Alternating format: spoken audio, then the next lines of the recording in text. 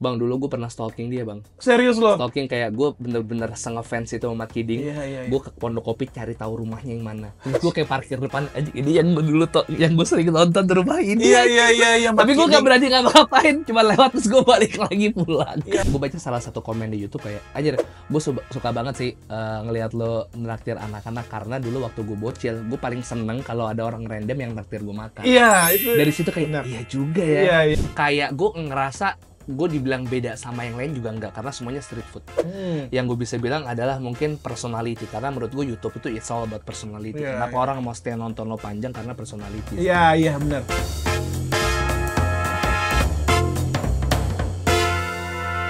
Beranda hari ini datang bintang tamu anjir. Narsum yang sering makan, yang sering merekomendasikan tempat-tempat street food bagi gue pribadi atau mungkin bagi lo juga. Siapa yang gak kenal Bungkus Network? Aduh, aka Yudo Perwira. thank you Bang Anan. Yoi, gue terima kasih lo udah mau main di Beranda hari ini lo. Gokil. Sehat? Alhamdulillah. Alhamdulillah. Makasih sudah diundang. Ternyata circle-nya Bang Yudo tuh masih circle gue juga. Kurang lebih irisannya masih sama. banyak yang sama tuh. Tadi gue udah ngomong secara offline teman-teman, gue tuh kalau dibilang ngikutin lo, gue kayaknya basa-basi industri banget. Ya, template-template orang ini tuh ngikutin lo. Tapi bener, gue tuh ngikutin Bang Yudo tuh dari reviewnya di mobil bareng anak dan istrinya. Terus waktu itu gue nge-follow Instagramnya terus katanya hilang. Akhirnya gue nge-follow Instagram lo yang baru. Gue lihat beberapa konten makanan terinspirasi untuk kunjungin juga dari lo. Thank you Bang. Iya kan? Karena gue pribadi tahu mungkin lo juga banyak yang lebih ngefans sama Bang Yudo. Kita tahu Pangsit Legino. Ya. Ya kan? Terus juga kalau gue pribadi mie Bangladesh gue juga tahu dari lo. Akhirnya gue sampai datang ke event lo. Aduh, Barbarzar. Barbarzar Thank you Bang, sama Felix anak kuliner sama Magda. Tiga. Iya, gue niat lo ke Kokas itu kan di parkiran gede tuh. Iya, itu di parkiran outdoor-nya tuh. Iya, terus gue dateng, gue nyobain. Oh iya, ini mie Bangladesh yang lagi viral. Lo kenapa pilih konten makan? Karena gue nggak bisa konten sketsa komedi. Gue jujur sebenarnya dulu pengen banget bikin channel tuh kayak Last Day Production. Oh kayak apa tuh dulu pokoknya yang Reza Nangin apa namanya ya? Aduh, gue tahu lagi ya. Iya, itu dah pokoknya. Last Day Fix Production gitu-gitu. Iya, pokoknya itu dah. Kayak gitu-gitu ya. Nah, gue suka banget tuh karena gue basicnya dulu sebenarnya teater, Bang. Oh. Terus gue SMA kuliah teater, terus ngeband segala macam. Gue pengen sebuah platform yang bisa bikin gue muncul lah. Iya. Tapi kayaknya semuanya nggak doable karena gue nggak punya basic sinematografi lah, mau jadi apa kamera kayak gitu-gitu nggak paham. Sampai hari ini gue paham kamera sama sekali at all nggak paham gue sampai hari ini. Jadi awal-awal gimana lo ngonten? Jadi gue pakai handphone, terus gue ngeliat di US tuh ada orang yang bikin review makanan fast food gitu di mobil. Oh, banyak sih ya. Sesimpel dia naruh handphone, dia makan, dia ngomong, that's it. Nggak ada lampu, nggak ada mic, nggak ada apa kan. Ya udah, gue tiru dan amati aja. Tapi versi Indonesianya. Jadi pada waktu itu gue kayak gue harus bikin dah. Jadi modal tahu edit cut-to-cut jalan. Iya. Terus kalau dulu gue ada temennya berdua gue dulu. Jadi ada temen SD gue Tigor. Kita mulai berdua, gue di depan layar dia ngedit. Nah, si satu Fulan ini dia kerja nih akhirnya nih. Jadi masuk sibuk multinational company nih. Gajinya udah gede. Multi company. Iya, udah settle. Wah, dianggur ini gue. Ajarin gue ngedit dah. Gue ngedit sendiri. Akhirnya gue maju sendiri. Terus dibantuin sama bini gue pada saat itu juga in frame. Ya udah tuh dari situlah sampai hari ini. Gue udah jalan berarti tahun depan gue udah 10 tahun berarti. Dari 2015. 15. Gue lagi zaman-zaman skripsi tuh, Bang. Iya. Nggak, itu awalan lo buat ngonten lo maksudnya terinfluence food vlogger di Indonesia ada? Gak ada. Jadi emang buat aja. Buat aja karena gue suka nonton apapun yang berbau makanan dulu. Apalagi gue suka sama ada satu kreator namanya Dame Drops, Bang. Dia kayak hood gitu kayak American yang gayanya asik, ngomongnya ini anjing nih enak banget nih lihat dia makan plus entertaining. Gue coba adaptasi dari situ. Iya. Tapi sebelumnya lo kerja nggak sih kantoran? Kantoran. Jadi gue menganggap YouTube ini sebenarnya dulu kayak sampingan yang menghasilkan aja, walaupun ya paling gue sebulan 1,5 juta, 2 juta kayak karena gitu. AdSense. AdSense. Iya. Terus dari Gue mulai lulus kuliah 2015, gue kuliah berapa 7 tahun berarti ya. 7 tahun. Lo kuliah di mana sih? Pertama gue sastra Belanda UI, cabut ke terus habis itu PR-nya London School. LSPR. Emang London School tuh menghasilkan influencer konten kreator. Ada pada saat itu demo di mana gitu, LSPR bawa selebgram. Apa gitu, gue inget banget waktu itu. Terus demonya on point gitu loh. Bener. Ya kan? Bener. Cakep. Ya kan, pada lusuh bau ini pakai full make up, full necis dari atas sampai bawah. Intinya LSPR mencetak orang yang jago bacot lah.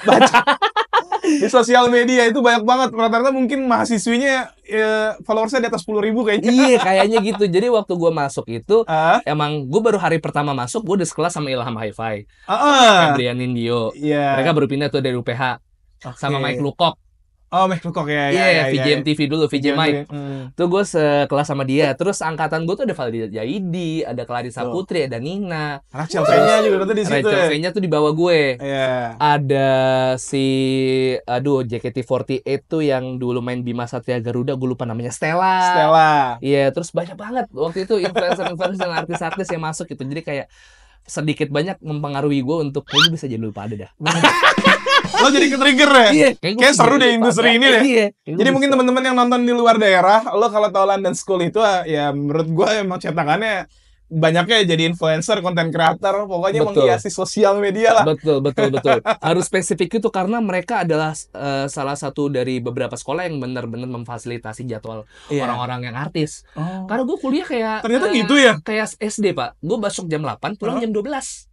Jadi benar-benar dipadetin jadwalnya, nggak ada yang lu jam kuliahnya jam 8, jam kosong, terus jam 2 ada lagi. Kalau di LS nggak bisa, karena kita bagi pagi, siang, sama malam kelas karyawan. Kalau pagi udah lu masuk jam 8, pulang jam 12, atau lu masuk jam 9, pulang jam 1. Oh, baru tahu gue itu segitu jadi fasilitasnya. Secepat itu. Jadi waktu itu karena gue masih sama mantan gue tuh. Gue pulang kuliah, langsung jemput mantan gue di Trisakti. Pacaran deh gitu-gitu aja hidup gue. Saking gabutnya, Bang. Iya. Akhirnya lo kerjaan awal di mana sebelum jadi konten kreator? Dulu gua abis kuliah itu gua kerja ada di anak perusahaannya BUMN. Itu 11 bulan, terus gua masuk startup sempat.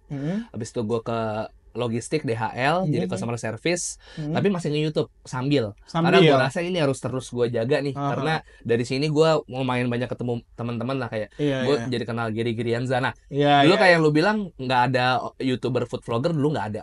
Mungkin ada orang yang bikin konten makanan tapi nggak dedicated. Kayak udah kayak Edozel, Benak Ribo, semua bikin konten makanan kan. Tapi akhirnya random aja.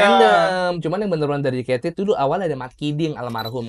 Gila gokil tuh Mat Kiding tuh, the legend tuh. Kiding Jawa Timur. Udah jangan dimahalin pakai handycam, bro. Bener. Apa men? Coba men. Kasih dulu angpau men. Iya bener. Angpau men. Itu salah satu paling awal kalimat Kiding tuh. Bang, dulu gue pernah stalking dia, Bang. Serius lo? Stalking, kayak gue bener-bener ngefans itu sama Mat Kiding. Gue ke Pondok Kopi cari tahu rumahnya yang mana. Terus gue kayak parkir depan aja. Ini yang dulu yang gue sering nonton di rumah ini. Iya. Tapi gue gak berani ngapa-ngapain. Cuma lewat terus gue balik lagi pulang. Stalker gila saking gue. Mat Kiding tuh saking randomnya buat nge-review makanan, mungkin teman-teman juga nonton. Dia tuh bisa abang-abang di pinggir jalan dia review. Bener, Bang. Mau dagang martabak mini bener, Bang. Mau apa kayak dia review? Mau apa namanya itu mambo gitu. Es mambo gitu tuh dia review, Bang. Dia bener-bener nggak pilih. Segrassroots itulah pokoknya. Plus tapi walaupun tuh banyak hatersnya, karena kan dia kan terlalu yang ngomongnya terlalu apaan sih, ganggu banget. Cuman gue suka banget sih. Asli. Itu nah, ada Street Food Village enjoyaja.com. Tahu tuh. Ko Avandi Ko Andri itu adalah senior kita. Itu legend tuh. Itu adalah senior dari semua food vlogger yang pernah ada di sini. Jadi beliau itu kalau food vlogger baru netes pasti diajak collab sama dia. Baru netes ya, belum terkenal ya. Jadi gue, Gary, Tan Boy Kun, Elizabeth Wang, adanya Bobon. Dulu Bobon belum ada tuh. Adanya dulu Elizabeth sama Ricky. Terus ada Ken and Gret. Dulu Magda pernah sama dia. Next Carlos dulu awal-awal netes dia aja collab sama dia. Siapapun you name it. Beliau yang bener-bener ngajak ngerangkul kita, ngajarin kita. Jadi Ko Avandi sama Ko Andri, kalian adalah shout out to you, the legend of food vlogger. Tapi iya sih. Gue baru jadi itulah angkatan-angkatan itulah gue jadi kenal sama mereka. Gue rasa ini ada potensinya, cuman kayaknya gue harus kerja nih, karena nggak bisa kalau gue jadi sumber penghasilan utama. Cuman setelah gue 3 kali kerja pindah-pindah tuh gue mulai menarik benang merah kalau ternyata mungkin hidup gue nggak di sini. Karena rezeki gue kayaknya nggak di sini. Bener, gue tipikal orang yang sebenarnya jeleknya gue nggak terlalu suka hal yang berulang-ulang. Kayak gue nggak suka kayak rutinitas ya bahasanya ya. Gue pulang kerja muka nekuk, bangun tidur muka nekuk. Paham Kayaknya gua. there is more to life than this. Anjay, kayak gue rasa gue punya purpose lain di hidup selain gue harus duduk di belakang bangku dan di belakang meja dan kerja gitu kantoran yang tiap hari repeat terus. Kayaknya enggak, gue 5 tahun kemudian gue nggak punya aiming untuk jadi leader manager lah apalah, kayaknya nggak ada dah. Nggak ada lo stepping stone karir gitu, nggak ada. Gue sama sekali nggak minat, sama sekali nafsu. Even though kerjaan gue terakhir di HL tuh sangat amat memfasilitasi karyawan dengan baik dan gokil lah tempat kerja gue terakhir. Dan tahun keberapa lo akhirnya, maksud gue, untuk memutuskan udah gue stop nih, gue YouTube serius nih? 2019. Itu gue bener-bener baru 5 bulan kerja di DHL. Subscriber pada saat itu seberapa? 100.000 bang, masih belum. Ini lumayan lah maksud gue. Ya, tapi seenggaknya yang bikin gue memutuskan untuk full time adalah karena gue udah punya uang dari situ. Let's say misalnya gaji gue sekian, nah food vlogger tuh mungkin duit gue 1,5 juta lebih murah dari gaji gue. Cuman maksud gue ini ada potensinya dong kalau gue uploadnya lebih sering, lebih rutin dan gue lebih full time. Dengan modal gue udah punya duit dari YouTube, gue lepas lah kerjaan gue. Walaupun gajinya lebih gede, cuman seenggaknya gue secara persiapan gue udah ada duit lah dari sini. Iya paham. Gue udah ada pegangan. Saving money lo ada lah. Iya. Kalau kenapa-napa. Iya, gue udah ada pegangan. Nggak ada, gue nggak punya tabungan. Lo nggak punya saat itu? Sekali. Cuman gue kayak nekat aja. Karena gue yakin, gue harus nyebur, gue harus basah, gue harus tenggelam, gue harus kelelep. Iya. Yang terjadi biar terjadilah nih. Terjadi. Which is jelek tuh, nggak boleh tuh kayak gitu tuh. Kalau nggak boleh. Apalagi gue udah nikah, baru nikah tuh, gue 5 bulan baru nikah. Berani lah. Istri lo bilang apa? Ini kan kadang kita harus kesepakatan ya, karena udah married dong gitu. Gue nggak bisa dibilangin. Gue orangnya keras kepala, gue nggak pernah mau dengerin orang kalau gue udah yakin. Iya. Siapapun itu bang, nggak termasuk, nggak terkecuali istri gue. Jadi gue kayak, gue mau ini, dah. Jalan aja udah. Jalan aja. Jadi gue masih ingat progresnya tuh dari kayak gue liburan misalnya keluarga gue nggak punya duit, ya udahlah nggak apa-apa lah. Terus 2 digit pertama gue segala macam. Lo inget tuh milestone-nya. Gue even inget pertama kali gue narik AdSense di Alfamart mana dan berapa nilainya. Berapa nilai waktu itu? 1,8 juta itu 3 tahun ke YouTube. Di Alfamart Jati Padang. Iya. Itu gue inget banget. Gue ngecek duit pertama, anjing nih AdSense pertama gue tarik semuanya. Udah. Tapi itu sejarah. Memorable banget sih. Parah. Itu uang pertama gue yang gue dapat dari YouTube. Gila. Tapi ada satu hal yang lumayan gue perhatiin dan gue suka deh. Lo setiap nge-review tempat makan, lo selalu melebihi uang untuk bayar. Udah nggak apa-apa bang, santai. Udah bang. Gimana ya bang ya? Gue bukan biar dibilang apa, cuman gue sebagai kompensasi. Gue mikirnya sih sebagai kompensasi dia gue ganggu sih. Iya. Karena gue merasa kalau gue bertamu ke rumah orang itu apalagi gue bawa kamera itu gue gangguin. Iya. Itu gue nggak ganggu. Karena ibaratnya, semua orang mau depan kamera ya. Itu satu. Terus kedua kayak dia jadi flow-nya terganggu karena gue tanya-tanya segala macam. Jadi gue nggak enak lah. That's the least I can do. Iya. Terlepas dari setelah itu orang-orang jadi tahu, gue nggak mikir ke situ karena kita nggak pernah tahu lah video kita nyampe kemana. Bisa nggak orang nggak tertarik, bisa tertarik. Gue nggak pernah bisa garansi itu sebenarnya. Cuman seenggaknya dari gue spend lebih, mungkin ya sebagai permintaan maaf gue lah. Iya. Tapi appreciate, maksudnya orang juga jadi lumayan menghargai karena ada beberapa fase ketika lo yang jualan diganggu sama orang influencer, ada kayak kesan jangan-jangan minta gratisan nih, atau jangan-jangan minta dulu sempat ada di Twitter rame lah. Mostly kayaknya kalau pedagang kaki lima yang mana bapak-bapak kayaknya mikirnya nggak ke situ. Cuman karena konten gua core konten itu tuh UMKM ya, UMKM yang emang nggak punya brand, bukan orang yang melek digital. Jadi gua ngerasa kenapa gue harus bantu, karena gue harus jadi perpanjangan tangan digital marketing mereka. Kayak mereka nggak punya budget untuk marketing segala macam, di situ gue masuk kayak yaudah gue coba bantu untuk videoin. Jadi ketika gue masuk ke sana, gue emang seperti layaknya tamu ke rumah orang dan beli dagangan orang aja gitu. Jadi gue nggak pernah permasalahin kayak hal-hal kayak gitu tuh. Nggak ada di. Tapi pada akhirnya ketika lo udah dari mobil terus lo coba nge-review langsung ke resto tuh, era itu berarti lo punya videographer dong? Belum. Gue sendiri pakai GorillaPod. Gue baru punya kameramen itu 2019. Iya. Jadi lo jadi bener-bener kayak ngevlog ya? Iya, dari awal gue shifting dari mobil ke kaki lima itu malunya setengah mampus bang. Apalagi gue geraknya sendiri, literally gue kemana-mana sendiri bawa ransel, setting kamera terus gue begini-begini. Kayak Cuman gue pikir kayak orang juga besok lupa. Iya sih. Terus gue cari duit. Iya bener. Persetan bangke. Iya. Sensor aja jadi gue boleh gak? Gak, keluarga lo pada saat itu? Keluarga gue pada saat itu gue. Secara keluarga inti lo ya? Inti gue. Bokap nyokap. Karena sudah tahu gue gimana, dia pasrah.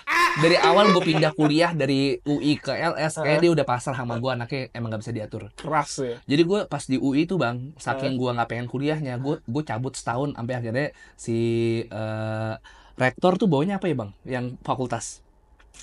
Apa ya? Kadi apa sih? Pokoknya kayak Kajur. Bukan. Di bawahnya rektor. Rektor kan kuliah tuh. Kalau untuk fakultas tuh ada tuh dekan. Jadi sampai dekannya tuh WhatsApp bokap gue. Anaknya nggak pernah masuk kuliah. Setahun. Udah 6 bulan, 1 semester. Baru bokap gue pada saat itu lagi dinas di Balikpapan. Gue dipanggil ke Balikpapan.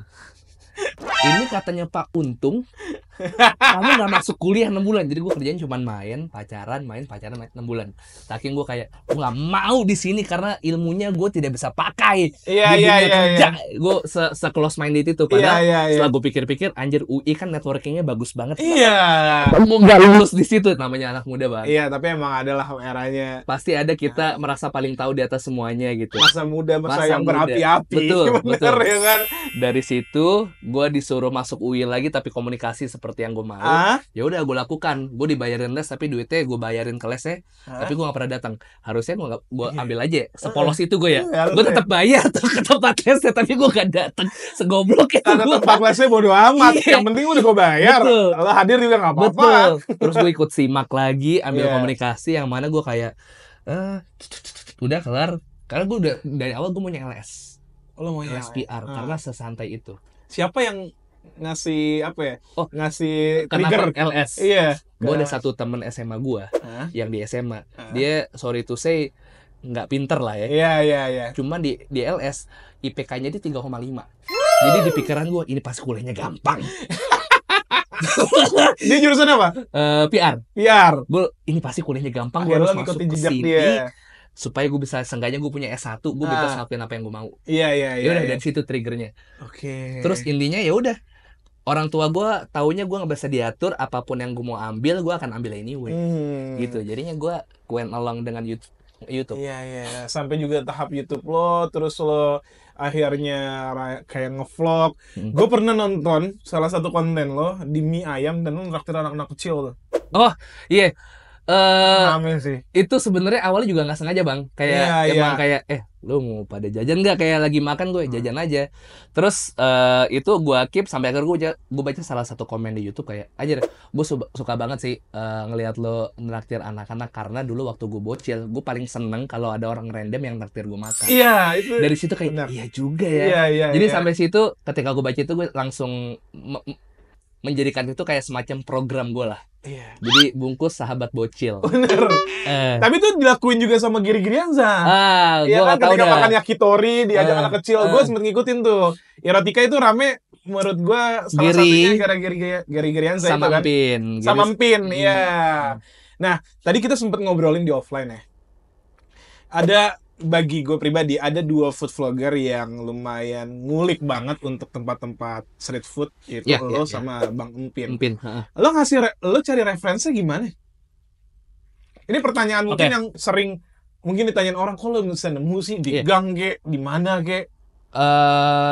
Kalau dulu gue dari Google Review. Jadi gue ke daerah mana, gue liat Google reviewnya yang paling oke. Terus gue liat foto-fotonya, kalau mana gue datengin. Terus DM orang-orang. DM orang-orang, misalnya gue Legino tuh karena DM orang-orang. Jadi ada tetangganya Legino, satu cewek itu gue lupa namanya. Shout out to you, karena lu gue jadi kesana. Dan Leginonya alhamdulillah juga jadi naik juga karena lo. Iya, gara-gara tetangga itu yang nge-DM gue, nge-DM Sparrow Lemak. Pokoknya semua di DM, dan alhamdulillah gue pertama kali datang. Iya.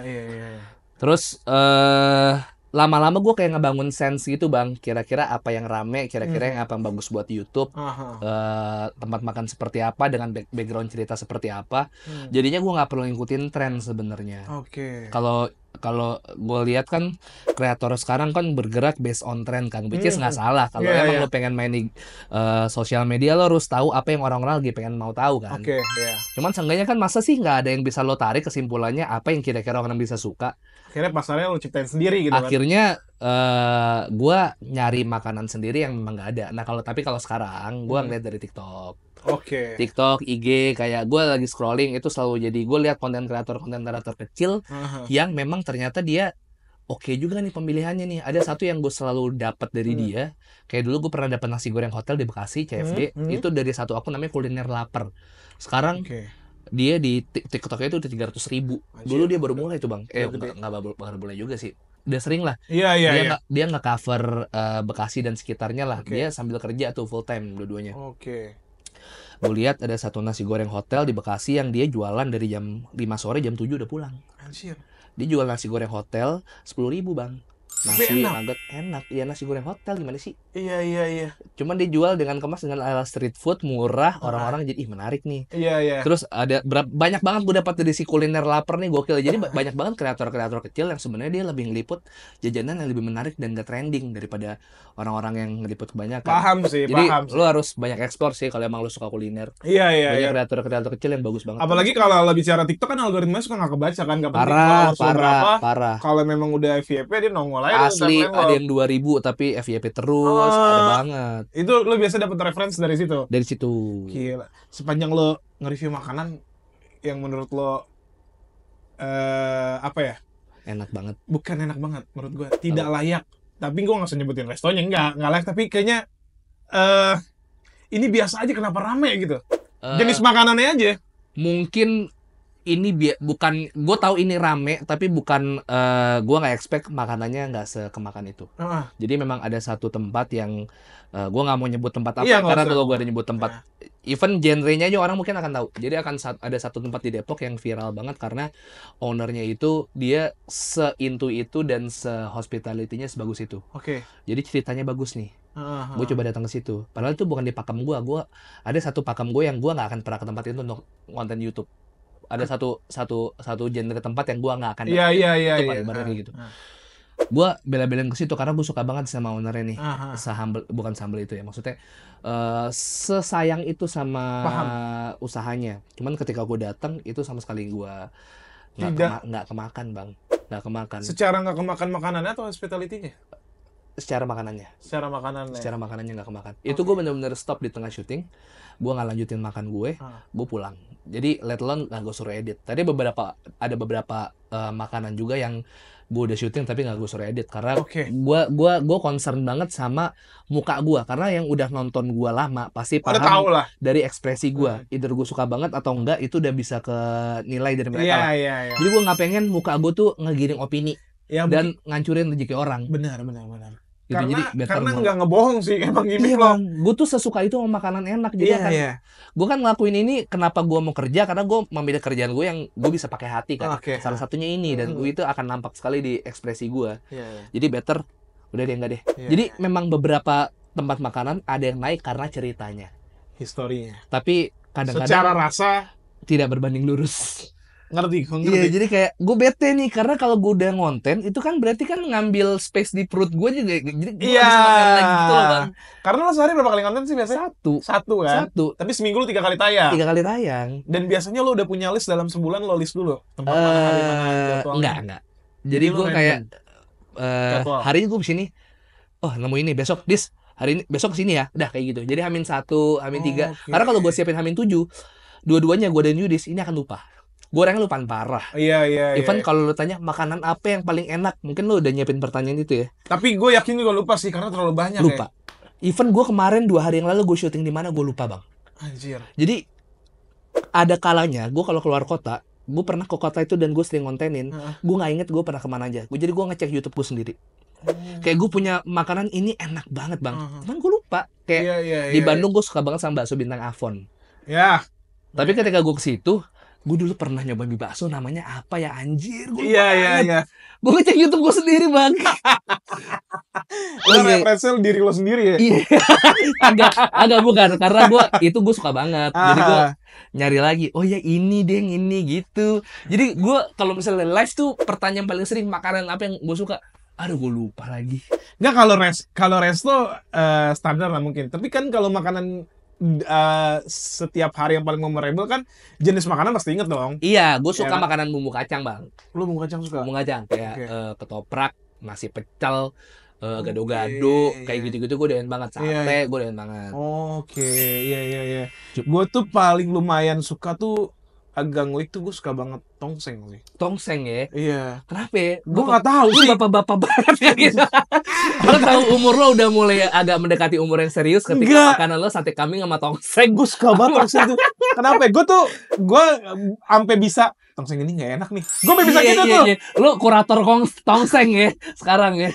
Gue pertama kali itu menurut gue salah satu kayaknya 2 tongseng yang bagi gue enak tuh Pak Manto yang di Solo, sekarang kan udah ada tuh. Oke, di Bintaro udah ada, di Bandung ada. Di Solo tuh gue pas gue makan kayak anjing ini kok enak banget sih, gue begitu tuh. Kok enak banget ya. Apanya tuh bang? Berarti kecap sama rempah-rempahnya. Kayaknya ya, gue kan nggak ngulik banget, cuman pas anjing ini enak banget, gue nggak. Ini seniman kayaknya. Seniman masak. Ini kalau ada tongseng nih artisan nih. Iya, asli. Ini artisan tongseng nih kayaknya. Kalau ada bahasa orang-orang gastronomi nggak tahu dari mana. Nggak tahu ikannya dari mana nih.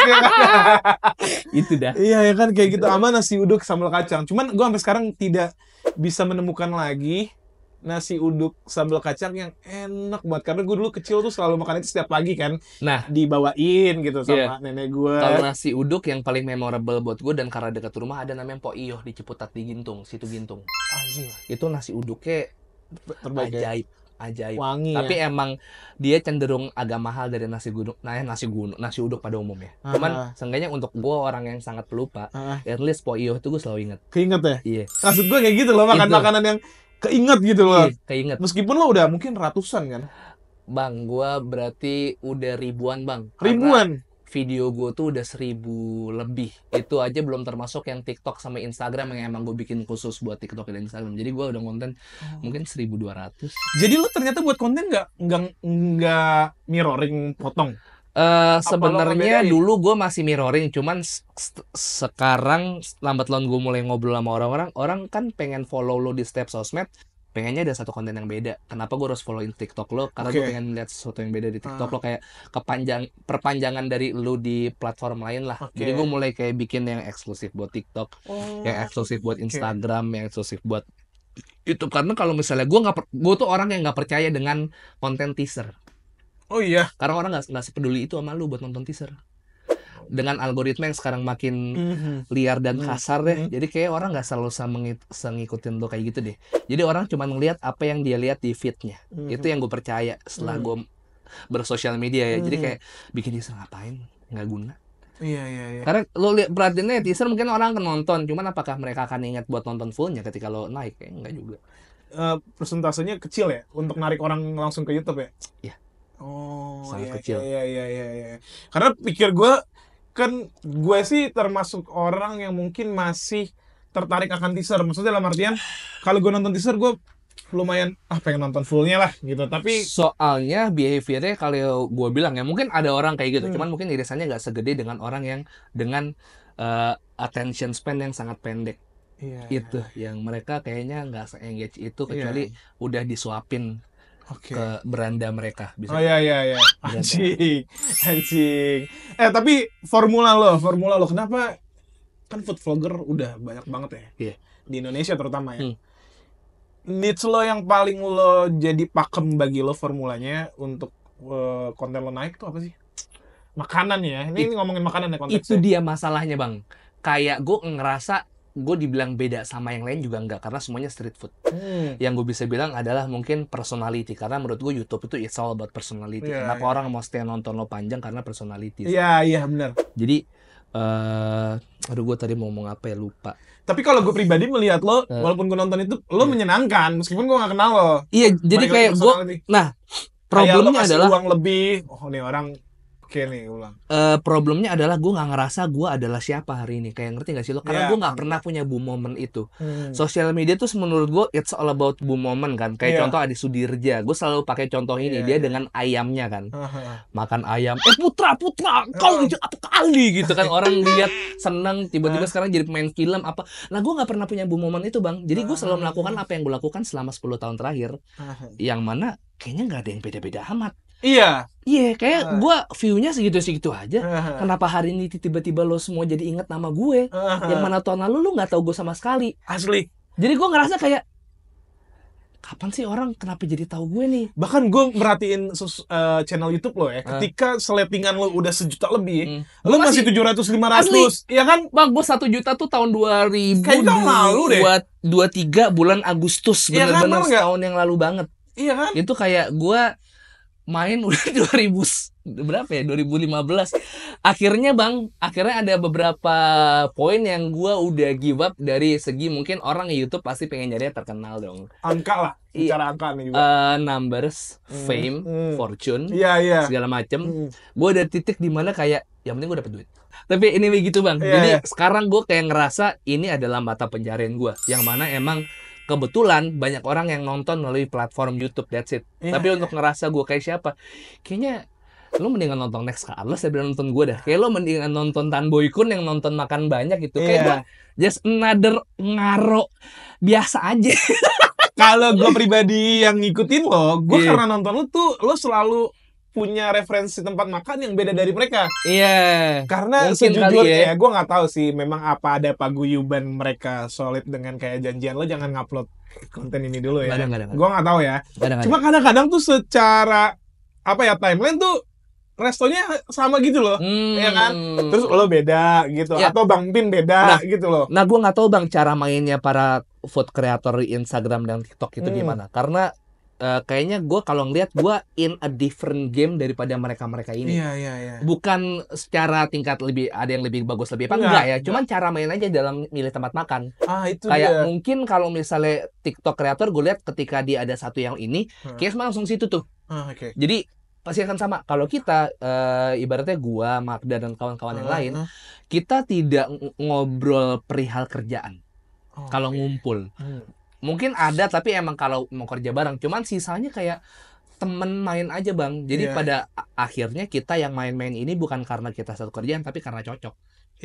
Frekuensinya sama lah ya. Bener, karena ngobrol enak, main enak, apa segala macam lah. Pada akhirnya ke situ aja. Jadi kalau kita ngumpul bukan kayak referensi makanan, nggak selalu tentang itulah. Gitu. Semua sih kayak orang sepak bola lo nggak juga ngobrolin bola. Parah kayak Adriano ketemu sama Ronaldo kayak lu waktu itu gimana sih teknik lu ngobrol siapa namanya itu Bartes. anjing era lo 98 lama banget. Bartes aja. Gimana Bang? Tapi Bang Yudo, lo kan udah banyak nge-review makan dan lain hal. Tadi gue sempat ngobrol offline. Susah. Ada nggak peluang emang cari uang untuk menjadi food vlogger? Karena kita tahu street food kan nggak mau lah. Bang, lo spending money. Lo lihat ada satu kreator keren banget namanya One Big Bite. Itu di Gua tahu keren banget, dia niat banget gue follow. Keren banget. Sebenarnya kenapa dia kecil ya?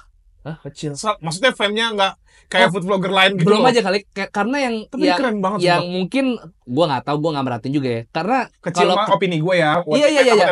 Bener. Karena kreator tuh kalau ngelihat tahu mana konten yang kira-kira susah dibuat, mana kira-kira doable. Nah, konten ini yang kayak anjing bisa kayak gitu loh ya. Gua sampai kalau nonton dia kok kepikiran sih nih cewek buat konsep terus transisinya dan lain hal. Anjir. Jadi gue menarik kesimpulan karena kayaknya kalau lo punya offer something yang beda yang mungkin daripada resto itu keluar mahal untuk ambil agency atau PH, dengan konten kreator karena lo bisa punya alat promosi yang udah dibikinin sama orang plus dengan personality-nya yang termasuk follower ya.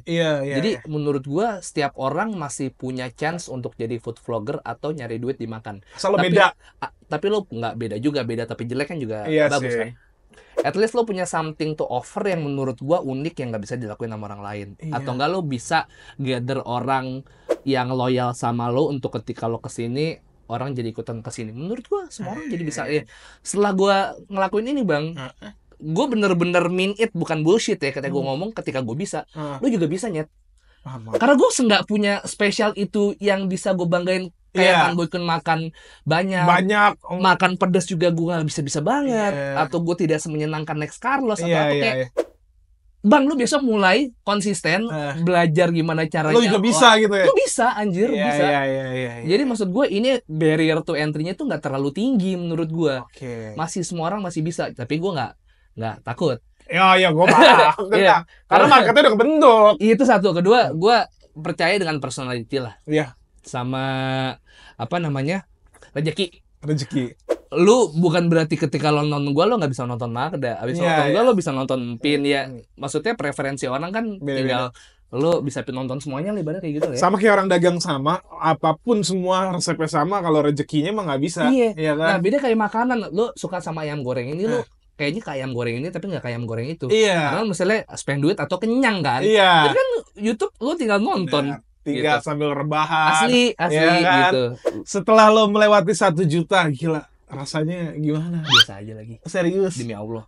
Lo 9 tahun kan? Iya. Ternyata 1 juta tuh kayak hampir sama kayak gue 400.000, 200.000 nggak ada yang nothing change. Gila, berarti lo tuh sebetulnya menurut gue ya, proses 1 juta lo udah siap dalam diri lo. Ngerti nggak? Kayaknya gitu. Kalau lo dikasih 2 tahun, 3 tahun, lo 1 juta lo lumayan. Kayaknya gue akan star syndrome. Iya. Parah. Iya. Jadi gue alhamdulillah banget. Jadi Allah sebaik itu ngasih. Iya benar. Iya kan? Jadi 1 juta pertama lo di YouTube tuh ketika lo ya udah lo udah siap. Akhirnya lo jadi nggak terlalu heboh, nggak terlalu gimana. Bener. Jadinya pada akhirnya akan menjadi angka aja. Iya. Jadi gue udah kayak ibaratnya bukan ngerasa gue siap kayak gimana banget ya enggak ya. Cuman seenggaknya gue udah tahu kenapa gue punya 1 juta dan gue harus apain 1 juta. Oke. Gitu dan sebesar apa tanggung jawab gue udah 1 juta gitu. Apa yang berubah apa ketika lo 1 juta subscriber? Gue takut opini gue jadi bumerang ya? Bukan, jadi ngegiring banyak orang ke sebuah hal yang salah. Tapi iya sih, kayak, itu bahaya banget. Kayak memang. Orang tuh nggak bisa dipungkiri numbers minded banget. Iya. Kayak apa namanya? Kalau lu nggak 1 juta, lu kecil. Even lu 800.000, bagi orang tuh adalah kreator kecil. Itu terjadi men di gua kayak. Serius? Iya. Kalau lu udah 5 tahun 800.000 subscriber lu dikit banget. Circle lo? Hah? Circle lo ya mas? Bukan. Penonton. Oh penonton ya netizen. Itu susah. Karung semen. Maksud gue kayak lu bisa nggak gitu? Lu bisa nggak segini? Orang-orang tuh bener-bener bleeding dan dengan segala pengorbanan itu susah loh. Cuman kayak lu dengan mudah mengecilkan itu. Cuman yang namanya jadi tamparan buat gue juga karena lu bukan siapa-siapa. Karena masih banyak orang yang nganggep lu tuh ya biasa aja. Iya benar. Kayak ya gue gak ngomongin orang star syndrome ya. Gue gak mau inilah. Cuman seenggaknya dari diri gue kayak yaudah ketika gue 1 juta ya udah just another number aja yang mana gue ngerasa kayak gue gini-gini aja. Gue gak langsung tiba-tiba ngerasa jadi pulang pergi naik Alphard Raffi Ahmad kind of life gitu. Nggak juga bang. Iya. Ngerti gak sih lo? Ngerti. Makanya pas gue bilang lo 1 juta rasanya gimana? Lo bilang biasa aja. Demi Allah biasa aja. Berarti alhamdulillah gue bersyukur. Karena ini yang gue pengen beberapa tahun yang lalu. Cuman ketika itu rasanya nggak bisa dibohongin kayak gini. Iya. Nggak terbayang ketika lo 1 juta itu dicapai 2 tahun 3 tahun lo mungkin wah gila. Gila. Masa iya sih nggak ada yang kenal gue. Arab. Iya. Bahasa Arab kali gue. Gamers ganteng idaman. Nakal tapi tampan. Tomodachi. Ya udah. Iya Tomodachi keren banget. Iya. Gue jujur bang. Gue jujur masih sampai hari ini gue masih minder ketemu orang-orang itu. Serius, gue seminder itu kayak. Yang paling lo inget lo mau ketemu siapa dan lo nggak enak? Masih sampai sekarang, kecuali teman-teman gue ya. Ya kalau gue ketemu kayak influencer luar gitu, luar yang lebih senior gitu, banyak lah hampir semuanya kali. Gue ketemu Iben aja kayak waktu itu kayak minder, ketemu Selos, ketemu siapa yang mana mereka masih jauh lebih muda di bawah gue, cuman Selos dengan bionnya yang luar biasa, Iben dengan sambal bakar dan sosmednya yang gila banget. Even gue, ya gimana ya, gue selalu kayak nggak mau ketemu orang karena gue rasa belum aja gitu gue saatnya. Tapi lo udah gede. Nah, karena gue selama itu bang, jadi gue ngerasa gue kayak sama, jadi gue kayak mungkin nggak akan sampai ke setingkat mereka gitu loh. Tapi mereka ngejangkau nggak? Maksudnya dalam artian nggak apa-apa lu kenapa? Nah, ternyata setelah gue mencoba untuk membuka diri, ternyata nggak semenyeramkan itu. Iya. Cuman lu ngerti nggak sih kayak Paham. Inferior syndrome? Iya. Gue ngerasa kayak gitu. Iya. Makanya gue nggak pernah mau collab sama influencer yang gue nggak terlalu akrab. Takut kikuk ya? Bukan, iya. Satu itu, kedua kayak gue takut gue nggak bisa menawarkan value yang sama buat mereka dan gue akhirnya manjat. Gue nggak pernah mau manjat bang. Even ketika gue main sama Next, gue main sama Magda, gue main sama Mpin, gue main sama Bara, gue nggak tiap hari yuk gitu. Cuman ya gue main-main aja tanpa gue pengen kayak digendong mereka untuk bisa setingkat mereka. Gue nggak mau karena value itu menurut gue penting. Gue punya pride di situ lah bang. Ya maksud gue ya, ketika lo kan lumayan, lo udah gede bahkan bagi gue bukan lumayan ya. Cuman kan yang ngajak collabs lo ya apapun, saya Next Carlos, Stan Boykin. Ini kan angka doang ya, tapi lah fame-nya tuh sama. Enggak lah. Susah menurut gue. Kagak lah, gila. Secara food vlogger. Kagak lah. Ya, mungkin secara pertemanan mereka sangat enak dijadikan temen ya. Cuman untuk gue kayak gitu, gue masih percaya akan apa yang bisa lo tawarin, apa yang bisa gue tawarin. Jadi gue maunya mutualisme. Kecuali gue akrab banget, jadi sehingga kita ngobrolnya enak. Itu lain cerita ya. Ya, ngerti. Pun gue akrab dan gitu banget, gue juga nggak mau. Misalnya, gue bahkan lo itu lo aja. Berarti emang dari dulu pilih teman nggak? Enggak juga. Cuman gue emang main sama emang yang gue cocok aja. Iya, paham. Ya, semua orang gitu dong. Iya, paham bang. Bukannya masalah gue kayak karena lu kelas sosialnya apa, gue enggak gitu. Kalau misalnya gue cocok sama lu, even ya lu apa ibaratnya kang mainan bikin gulali juga kalau misalnya gitu juga woles aja, ngerti nggak sih bang? Santai aja. Tapi kan yang penting kan personality-nya emang cocok aja masuk gitu. Iya, ngerti gue. Gue bisa dihitung jari kalau sama Magda, dihitung jari bisa. Next paling baru 2 kali. Sekali anjir. Sekali. Bara 3 kali, itu pun juga karena usahanya dia. Udah. Iya, paling sering sama Melvin karena di antara semua itu yang emang gue kayak cerita semuanya sama Melvin sama Magda. Deket lumayan. Iya, yang gue cerita hampir semuanya hidup gue tuh Melvin, Magda. Iya. Felix, anak kuliner. Yang mana emang kalau misalnya diajak ketemu ngumpul di rumah Magda, yang selalu bisa mereka nih gitu. Kalau Next rumahnya juga jauh kan di Batu Ceper. Sekarang di Pik. Bara juga Cijantung macet kalau ke Ciledug. Jadi yang rumahnya maksudnya deket-deket aja gitu. Bara tuh kayak Stan Boykin tuh bener-bener dari kosan. Parah cuy. Kacau. Parah. Kalau Mpin gue bahkan taunya dari beatbox. Sama Rando. Iya parah. Begin with me gak tuh? Iya, Rando kayak Gazel Cross. Gitu. Ngomong lo tadi Bara punya usaha, lu sempat juga punya usaha setahu gue. Ada, gue waktu itu jadi BA-BA-an doang. Itu BA ternyata. BA yang si telur. Gue kira lu memang punya usaha. Kadit. Jadi ceritanya Bara kan bikin ngebakmi tuh, yang mana which is anjing. Dia BA juga tuh ngebakmi. Iya. Ketemulah gue sama si partnernya Bara. Gue punya konsep nih, siapa yang bisa gue gandeng juga si Bara. Manajernya si Bayu ngereferensin ke gua. Ini ada nih bungkus mau nggak? Akhirnya jalan, ya udah. Cuman waktu itu kan gua segala macam opportunity gue sikat kan tanpa gue tahu. Gue timbang-timbang akan gimana. Cuman ternyata emang waktu itu belum saatnya aja. Tahu. Iya, gue kira itu punya lo. Kadit pak. Tapi menurut lo jadi gampang nggak sih kalau food vlogger buat usaha makanan? Jadi susah. Karena image lo jadi mungkin akan ketarnish anjay. Gara-gara misalnya ternyata operasional usaha lo nggak bagus. Makanan lo nggak enak. Masuk food vlogger begini. Iya sih. Jadi susah, jadi bebannya sangat amat berat. Dan menurut lo pribadi, kalau di luar tuh kan ada blogger ya, food blogger bahasanya. Dan jadi apa ya? Jadi acuan paling penting nih. Dan bahkan beberapa resto lumayan agak takut kalau ditulis sama food blogger yang kira-kira kredibel.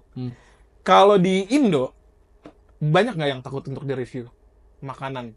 Akan jadi kayak kurang. Jadi gini bang, menurut gua yang tadi gue bilang food vlogger tuh barrier to entry-nya sangat rendah sehingga semuanya bisa. Akhirnya ketika semua orang bisa, walhasil kredibilitas tuh agak-agak dipertanyakan karena semua orang dengan background apapun bisa bikin modal video segala macam, tapi opini kan pada akhirnya semua berdasarkan opini, semuanya berdasarkan subjektivitas, selera lagi ya, bahasanya bener banget. Untuk misalnya certified jurnalis atau apa yang review makanan, pada akhirnya mereka tidak akan kemakan karena mungkin packagingnya tidak menarik. Iya. Karena semua orang pengennya hiburan, Bang. Mungkin banyak, Bang, orang yang pinter yang bisa nulis, cuman maksudnya untuk dijadikan acuan karena dia nih nggak masuk ke market yang semuanya. Paling akhirnya jadi menengah ke atas atau AB yang lebih bener-bener concernnya soal itu kan. Iya. Cuman kalau menurut gue food vlogger apa ya, gimana ya maksudnya? Anjir, gue sama sekali nggak kepikiran lagi ngomong apa. Tadi udah ada di kepala gue, kayaknya nggak keluar. Brain fart, anjir. Lo tau kan kasus film Chef? Ya. Itu kan case yang lumayan, maksudnya jadi garis besar cerita itu. Dan itu kayak mengadaptasi kisah nyatanya. Nah, kalau Indonesia nggak ada tuh kayak gitu. Nggak ada, maksud gue makanya, adakah mungkin ada yang takut itu dengan si karakter si vloggernya ini? Either dia lebih ceplas-ceplos atau berani mengkritik atau apa, mungkin lebih kayak gitu. Iya. Karena menurut gua, sorry tuh saya jeleknya kita adalah lebih gampang tergiring opini. Sehingga ketika dia sebenarnya nggak punya opini nih, cuman kayaknya dia setuju, akhirnya ini jadi opini dia. Ini lagi. Iya. Padahal mungkin dia nggak pernah ke situ.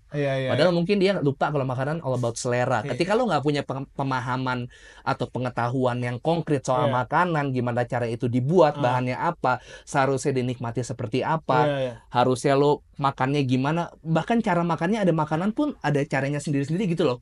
Tapi orang tuh memukul rata semua makanan itu tuh adalah enak dan gak enak berdasarkan apa yang gue tahu. Sementara yang orang nggak tahu apa-apa.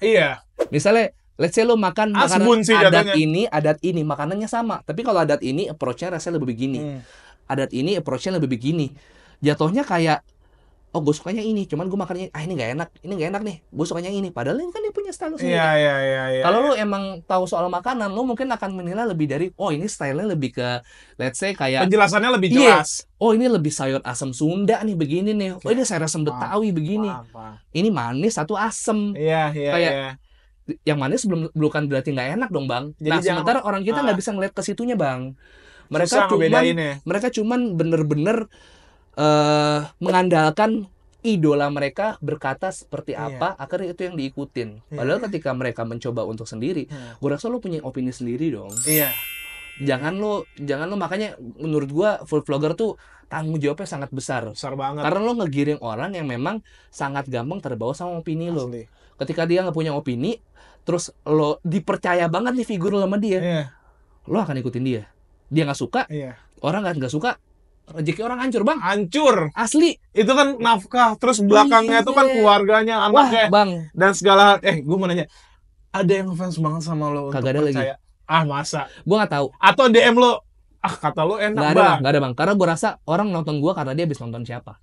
Jadi mungkin dia bukan ngikutin gue, tapi ngikutin siapa. Gue nggak pernah percaya orang bisa sefanatik itu karena people will eventually move on. Kayak dulu yang mungkin engage sama gue, hari ini dia akan engage sama siapa. Iya sih. Jadi gue akan selalu nyari penonton baru untuk gue entertain. Jadi gue akan selalu nyari penonton baru karena orang akan gampang. Jadi lo percaya kalau memang yang ngikutin lo tuh mentalan dari food vlogger siapa gitu? Pasti gitu, karena orang eventually akan move on. Gue nggak percaya sama fanatisme, nggak percaya. Iya. Gue nggak percaya sama fans, makanya gue nggak punya sebutan nama untuk fans gue, karena menurut gue itu, sorry itu saya bullshit. Walaupun lo dukung gue, thank you. Cuman maksud gue, lo nggak akan selamanya nonton gue. Even though gue punya orang yang selalu komen gue, ada kalanya dia nggak komen. Kayak gitu-gitu gue ngeliat dari situ aja. Maksud gue, ketika memang konten gue bernilai buat mereka, ya mereka akan nonton. Cuman kalau enggak, ya mereka akan nonton lain. Gue sesimpel itu aja. Berarti kalau lo ada salah satu tempat atau resto makanan yang bagi lo, gue nggak suka nih, nggak tayang? Nggak bakal tayang, Bang. Jadi bener-bener secara kurasi, ini kalau tayang karena gue suka nih makanan. Betul. Even though alhamdulillahnya, Bang, gue kalau dikasih rezeki, kalaupun gue dibayar ke restoran, restoran itu selalu enak. Demi Allah. Bahkan kalau gue suka banget, misalnya gue di-endorse, ada satu yang endorse gue, namanya Kembang Bawang di Alam Sutra. Itu pada saat pertama kali gue makan, itu enaknya minta ampun. Dan setelah itu gue jadi balik setiap bulan, at least sebulan 2 kali gue datang ke situ, bawa keluarga gue, bawa sahabat gue, bawa siapa. Lo jadi fanboy itu ya? Iya. Fanboy resto itu. Akhirnya jadi kenal sama ownernya kan. Itu owner yang sama kayak Sporsi Mikari. Oh, Mario. Iya, Si Mario itu Mario. Itu gokil juga sih The man behind Sports Micari dan Kembang Bawang. Itu emang orang masaknya enak gila. Basicnya memang chef. Dia chef dulu di US. Terus kesini nerusin usaha bokapnya Kembang Bawang, udah ada di Modern Land. Akhirnya dia buka cabang lagi di Alam Sutra. Banyak banget restoran yang termasuk kayak MDJ nggak bayar gue sih, cuman jatuhnya dia kayak gue sangat engage dengan apa yang lumayan lo untuk mempromosikan MDJ secara konten ya. Nah bang, karena pertama gue believe in the product itu dulu. Awalnya tuh harus dengan fondasi itu, believe in the product. Baru abis itu gue kenal ownernya. Jadi gue kayak setiap hari bisa dibilang seminggu mungkin 4-5 kali gue nongkrong tiap malam di situ. Iya lo. Jam 10, jam 9 sampai jam 2 sampai tutup kayak gitu. Akhirnya jadi kenal. Terus gue jadi tahu cara dia gimana sih lo memandang bisnis, gimana sih? Gimana sih lo cara nge-treat pegawai lo gimana sih? Dan gue suka sama value-value yang mereka bawa. Ibaratnya semakin lama gue ngobrol semakin gue kenal mereka dong. Akhirnya gue kayak ya udah, tanpa mereka menyodorkan apapun gue gladly help. Iya. Bahkan mereka gue bawa ke Bar Barzar waktu itu karena please bang lu harus ikut ini banget nih. Iya. Biar lu makin dapat nge-grab orang Jakarta segala macam lah. Itu pertama kali gue nyobain di Bangladesh ya, di Bar Barzar lo sih. Itu gue nggak ngerti sampai sekarang gue ini mie Bangladesh tuh kuahnya kuah mala atau gimana ya? Karena kan gue pernah beberapa kali makan. Warnanya sama merah ya. Iya, terus ada kayak biji-biji mala gitu. Iya. Itu ada kapulaga, ada macam-macam rempah-rempahnya. Lawang, ada banyak banget bang. Ada kayu manis kayak gitu-gitu dah. Nih kita udah lumayan lama nih ngobrolnya. Ini gue ada beberapa pertanyaan lagi sama lo. Ketika lo menjadi food vlogger, akhirnya banyak lah orang kenal karena lo review makanan. Saudara-saudara lo, orang terdekat lo yang review, minta tolong sama lo terbuka aja. Gue orangnya sangat amat value apa yang gue makan, gue harus suka banget. Walaupun itu sifatnya jadi gini, mungkin akan ada kalanya gue bikin konten untuk awareness aja, bukan untuk rekomendasi. Jadi gue menyebarkan informasi aja. Ada ini loh di sini gitu. Tapi gue nggak akan mau disuruh bilang enak kalau emang gue nggak suka. Apapun itu bang. Karena meskipun itu punya temen lo kah atau kerabat dekat lo gitu? Nggak, sorry itu gue nggak peduli itu. Iya. Karena bang, kalau misalnya gue udah bilang enak tapi ternyata nggak enak, kayak ya udah. Tapi kalau seenggaknya gue bilang enak, bohong jariah tuh namanya. Itu dia. Tapi kalau seenggaknya gue suka, gue bilang enak dan emang gue beneran enak, orang lain bilang enak, terserah lu. Iya. Jelas gue udah dari diri gue udah suka bang. Iya. Itu, nah jadi kan review dong ke gue, review dong, kan banyak banget bang, kan. Banyak bang. Termasuk MDJ itu. Karena itu punya temen gue agak ntar dulu deh, punya temen lagi. Ntar dulu gue takut mengecewakan, takut ya. Paham. Ada perasaan itu. Makanya ada temen gue yang kreator juga. Gue suruh ke situ dulu nih, enak apa enggak nih? Karena kalau jadi BA diundang secara bayar itu, secara endorsement tuh, lo nyobain makanan fast food dulu nggak? Atau lo langsung datang aja? Maksudnya gimana? Dalam artian, gue misalnya punya resto, gue mau ngundang lo, terus lo kurasi, coba kirim dulu deh makanannya, gue cobain dulu. Kalau enak, gue akan ke tempat lo. Enggak. Jadi bener langsung datang aja. Jadi lo bener-bener gambling nih. Iya. Enak nggak enak, gue harus profesional. Duit gue belum sebanyak itu buat nyari kurator, Mbak. Enggak, kuratornya maksudnya mulut lo sendiri. Nggak bisa bang, gue kan harus konten. Oh, enggak. Kayak space perut gue terbatas. Nah, iya. Kenapa gue keep intermittent gue pengen itu jadi habit, jadi bukan karena gue diet. Jadi biar gue tetap ibaratnya seimbang lah hidup. Gitu. Iya. Gue sempet gemuk banget ya kan. Iya. Gue maintain segini aja dah. Seenggaknya gue gedein masa otot aja udah. Iya. Terakhir mungkin ada beberapa pertanyaan terakhir. Ini agak-agak beda dari food vlogger konten lo lah. Lo dengerin musik gak? Nggak terlalu, tapi gue suka nyanyi. Gue dulu vokalis. Anjir. Ternyata Yudo Perwiro adalah vokalis nih. Gue akan potong sih. Gue pernah manggung di kafe. Gue pernah jadi wedding singer. Gue pernah main teater musikal. Lo emang bener terlahir tampil sih. Gue terlahir tampil. Dan gue sangat respect sama orang yang bener seintu itu sama apapun. Iya. Gue suka sama orang yang passionate. Iya. Apapun itu. Keren. Respect.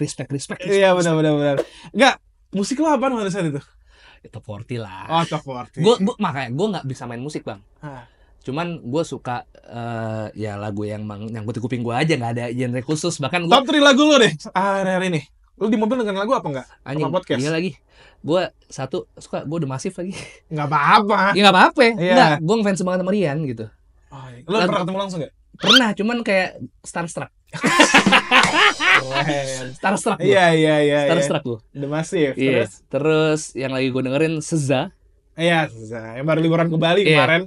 Parah Lama SZA banget. sama tiga musik yang gue denger terakhir ya. SZA, The Massive, apalagi ya? Hi-Fi deh. Hi-Fi. Karena temen gue. Enggak, bukan, karena emang musiknya enak. Emang musiknya bagus. Itu Yeah.